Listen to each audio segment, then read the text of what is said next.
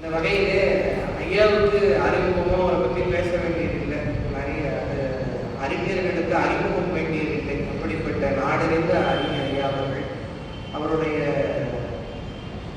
எளிமை, அந்த செய்தி தான் இன்னைக்கு நான் சொல்ல வேண்டிய செய்தி. நாம் எவ்வளவு உயர்கிறோமோ அவ்வளவு எளிமை நமக்கு வர வேண்டும். பணியுமாம் என்றும் பெருமை என்பார். அதை மெய்கண்டாரும் சொல்லுகிறார். இந்த முதல் முற்பாறு சொல்லும் பொழுதே கடைசி பாட்டு சொல்லும் பொழுது பலவாரம் தொழும்பு என்பார். இந்த ஆன்மாக்கள்லாம் நிறைய பேர் சேர்ந்து இந்த உலகத்தை படைக்காம நிறைய கடவுள் இருக்கிறாங்கன்னு அநேகரை சொல்வார்கள். சொல்லும்போது சொல்லுவாங்க, இப்படிலாம் இல்லை, அவன் ஒருவன் தான் தலைவன், மற்றவெல்லாம் அடிமை. பலவாரம் தொழும்பு என்பார். அது முக்தியிலும் பலவாறாக தொழும். முக்தி அடைந்தாலும் அடிமைதான் என் ஆன்மாக்கள் என்பார்.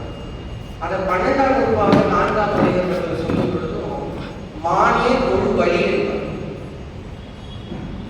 மானே தொழு வழி, தொழுவதுதான் உனக்கு வலிமை, பெருமானை தொழுவதுதான் வலிமை என்பார்.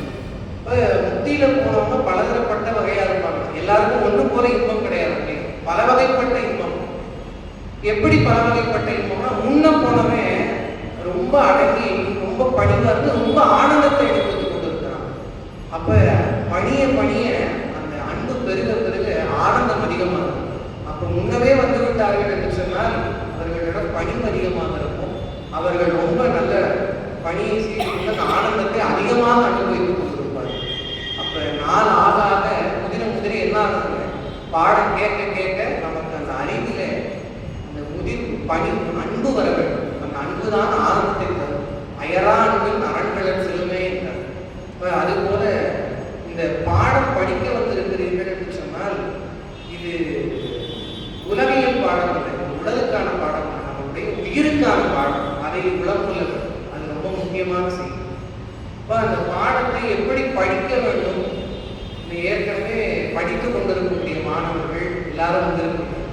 எவ்வளவு படித்தாலும் மறந்துருக்கு சார், என்ன படித்தாலும் ஞாபகமே இருக்க மாட்டேங்குது.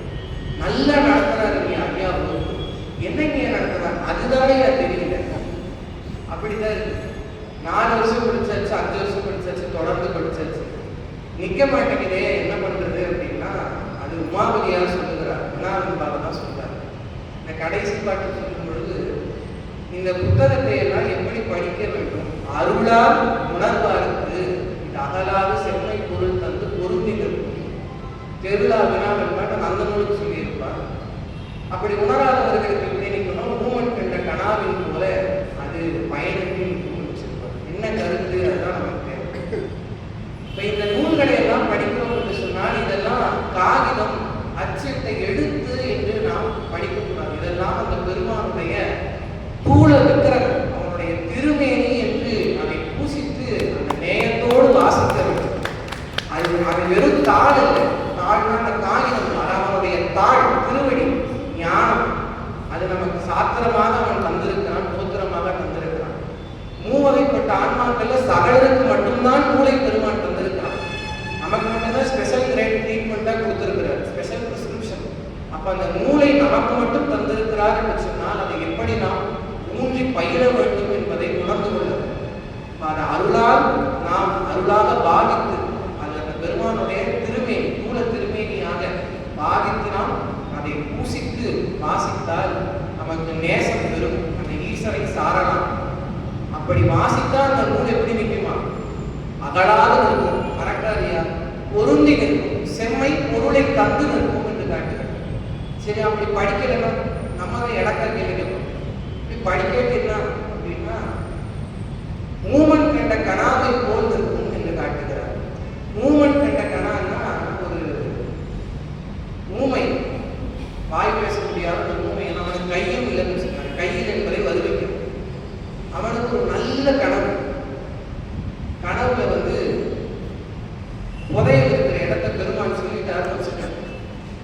சும்மா வச்சுக்கோங்களேன், சொல்ல போறாரா சொன்னாங்க நம்ப போறோம் வச்சுக்கோ. அடிச்சு பிடிச்சி எழுதுட்டான், பக்கத்துல இருக்கவன சுத்துறான், சுத்தி அவனுக்கு என்ன சொல்லணும், புதையல் இருக்க இடத்த தெரியும், சொல்ல முடியுமா, முடியாது. ஏன் பேச முடியாது, ஊமை.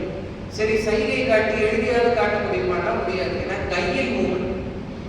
அப்ப அவன் கண்ட கனவு நல்ல கனவாகவே இருந்தாலும் அதனால் எந்த பயனும் இல்லாதது போல இதை அருளாக நீங்கள் நினைத்து பாவித்து பயிலவில்லை என்றால் இதனால் எந்த பயனும் இருக்காது என்று உமாவதி சொல்லுகிறார். இப்ப இது வெறும் நூல் படிப்பதல்ல, இது ஒரு சாதனை. அது மெய்கண்டார் முதல் பாட்டு சொல்லும் போது பேராய் ஊதாரியும் முதலும் துணையாக பேராய் என்று சொல்லுகிறார். அது மாணாக்கரை விழித்தவாறும் அந்த உலகாயத்தை விழித்தவாறும் கொள்ளலாம். முதல்ல எப்படி இருக்கிறோம்? அறிவு கெட்டவனே திட்டார், ஆசிரியரை திட்டுவார் கொள்றது, இப்படியே திட்டமாட்ட பயப்படாது. இப்ப பேராய்னு சொல்லி தொடங்குற மெய்கண்டார் கடைசி பாட்டு நூல் முடிகிற பாட்டுல சிவமெனும் அந்தகர என்று நூலை குறிக்கிறார். அந்த சிவமாம் தன்மையை எய்தியவனே என்று நூலை குறிக்கிறார். அப்ப 12 நூற்பாக்கள் அது பாடம் அல்ல, அது நாம் செய்யக்கூடிய சாதனையாக நாம் கொள்ள வேண்டும். அப்ப இது வாழ்க்கையோடு ஒற்றித்திருக்கக்கூடியது இந்த பாடங்கள் என்பதை நீங்கள் எல்லாம் உளம் கொள்ள வேண்டும் என்று உடைய அன்போடு வேண்டிக் கொண்டு, நிறைய செய்திகள் ஐயா சொன்னது போல அவருடைய வகுப்புகளை கேட்கக்கூடிய ஒரு பேர் வாய்ப்பு பெற்ற பல மாணவர்கள் இங்கு வந்திருக்கிறார்கள். அவர்கள் அடியேனும் ஒருவன் என்ற அந்த ஒரு தகுதி தான் எங்களை உயர்த்தி இருக்கிறது என்று சொல்லி இந்த அத்துணைக்கும் அந்த பெருமானுடைய திருவருளும் ஐயா ஆசிரியர்களுடைய அந்த கருணை முன்னிட்டு எங்களை எல்லாம் வழிநடத்த வேண்டும் என்று உங்கள் சார்பாகவும் நிலையத்தின் சார்பாகவும் கேட்டுக்கொண்டு, ஒரே ஒரு செய்தி தான் ஐயா சொன்னது போல இந்த பிசிக்கல் பிரசன்ஸ் தொடர்ந்து அந்த வகுப்புகளுக்கு வர வேண்டும் என்பது மாணவர்கள் உணர்வு கொள்ள வேண்டியது. எல்லாருக்கும் பல வேலை இருக்குது. எல்லா ஆசிரியர்களும் வெவ்வேறு ஊர்ல இருந்து பாடம் நடத்துகிறார்கள். சில பேர் மாணவர்கள் ஆர்வமாக 50 கிலோமீட்டர் தாண்டிலாம் 2 மணி நேரம் அவர்களுடைய பயண நேரமே கிட்டத்தட்ட பார்த்தீங்கன்னா 5 மணி நேரம் 6 மணி நேரம். அந்த 2 மணி நேரம் வகுப்புக்கு 6 மணி நேரம் பயணப்பட்டு வரக்கூடிய மாணவர்கள், மூத்த வயதான மாணவர்களும் இந்த நிலையத்தில் இருக்கிறார்கள். அப்படி அத்துணை அன்பர்களும் ஆர்வமோடு வருகிறார்கள். மற்றவர்களும் அதை பயன்படுத்தி உய்வடைய வேண்டும் என்று இந்த ஒரு நல்ல முயற்சிக்கு நீங்கள் எல்லாம் துணை நிற்க வேண்டும், இந்த பயனை மாந்த வேண்டும் என்று சொல்லி இந்த அளவிலே இந்த அருமையான இந்த நிகழ்வுக்கு ஒரு நல்ல ஏற்பாடுகளை செய்திருக்கக்கூடிய அமைப்பாளர், உடனிருந்த தொண்டர்கள் எழுந்தருளி வந்து நமக்கெல்லாம் நல்லது தலைமை மற்றும் வாழ்த்துறையை வழங்கி நல்ல அருமையான செய்திகளை வழக்கம் போல ஒரு மழை திறந்த வெள்ளம் போல ஒரு தங்கு தடையே இல்லாமல் நமக்கு வழங்கி இருக்கிறார் ஐயா. ஒரு முக்கியமான செய்தி சொல்லணும், பெருமைன்னு இல்லை, ஐயாவுடைய பற்றி சொல்ல வேண்டும் என்பதற்காக சொல்றேன். தமிழகத்திலே இருக்கக்கூடிய பெரும்பான்மையான சைவ சித்தாந்த ஆசிரியர்கள், முக்கியமான சைவ சித்தாந்த ஆசிரியர்களுக்கு பாடம் கேட்கக்கூடிய வாய்ப்பு எங்க ஒரு 40-50 பேருக்கு உலக தமிழ் ஆராய்ச்சி நிறுவனத்திலே கிட்டியது. நிறைய பேர் ஞான பூங்கோதையமா, நம்ம பாலராமன் ஐயா, அது மாதிரி குஞ்சித பாலமையான்னு இருக்கக்கூடிய முக்கியமான சைவ சித்தாந்த ஆசிரியர்களுக்கு யாரையெல்லாம் நம்ம அடையாளப்படுத்துகிறோமோ அவர்கள் அத்தனை பேரிடமும் அங்கு நம்ம மதுரையில் நடக்கக்கூடிய வகுப்பு என்று எல்லா இடங்களிலும் சென்று பாடம் கேட்கக்கூடிய வாய்ப்பு இருக்கும். ஆனால் இவங்க எல்லார்ட்டையும் பாடம் கேட்டதில் ஒரு மாணவனாக நான் எதை உணர்ந்து கொண்டேன் என்று சொன்னால், பெரும்பான்மையான சித்தாந்தம் சொல்லக்கூடிய ஆசிரியர்கள் உள்ளபடிக்கு தமிழ் பயின்ற தமிழ் பேராசிரியர்கள் அல்ல. அவர்கள் தமிழ் பயின்ற பேராசிரியர்களாகவே இருந்தால் முழு நேரமாக சித்தாந்தத்தை போதிக்கக்கூடிய ஆசிரியர்களாக இல்லை. அப்படியும் இருந்தாலும் அவர்கள் இலக்கண நுட்பங்களோடு அந்த பாடத்தை தங்கு தடையின்றி மாணவர்களுக்கு போதிக்கக்கூடிய பெற்றுமை பெற்றவர்களாக இல்லை. இது அத்தனையும் ஒருங்கு பெற்று இருந்தாலும்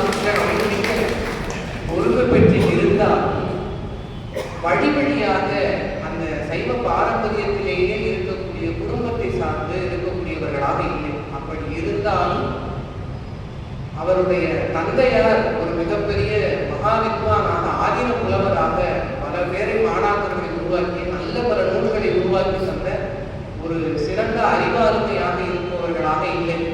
அப்படி ஒரு சிலர் இருந்தாலும் திருக்கைலாய பரம்பரை தர்மயாதீனத்தோடு தொடர்பு இருக்கக்கூடிய ஒரு சம்பிரதாய சைவராக நமக்கு அந்த மரபு மாறாமல் பாடம் சொல்லக்கூடிய வழியில அதுதான் இப்ப ரொம்ப தேவைப்படுது.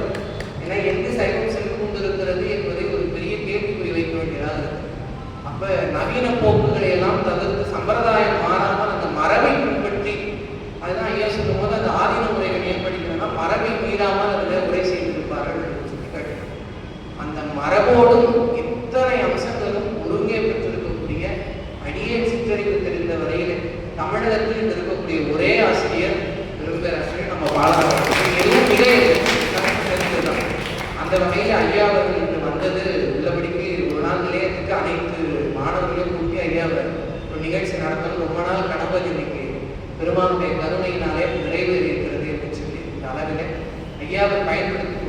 தொடர்ந்து நிறைய வகுப்புகள் எடுத்துக் கொண்டிருக்கிறார்கள்.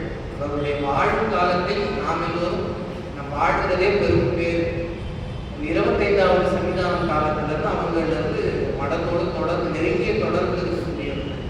எல்லா பேராசிரியர்கள் நம்ம மடத்து வித்வான்கள் எல்லாரும் ஐயாட்ட நீங்க பேசுறீங்கன்னா ஒரு 5 நிமிஷம் 10 நிமிஷம் ஐயா கூட இருந்தாலுமே எத்தனை பெரிய ஆளுமைகளோடு அவருடைய வாழ்நாட்களை அவர்கள் செலவிட்டிருக்கிறார்கள் என்பதெல்லாம் நமக்கு ஒரு மிகப்பெரிய நம்ம இல்லைனாலும் அந்த அனுபவம் நமக்கு ஒரு சொற்மூலமாக கிடைக்கிறது என்பதுதான் இது குருவர் பாக்கியம் ஆரம்ப பிரமாணம் என்று சொல்வது போல இந்த வாயு மூலமாக நமக்கு அந்த அனுபவங்கள் கிடைக்கிறது.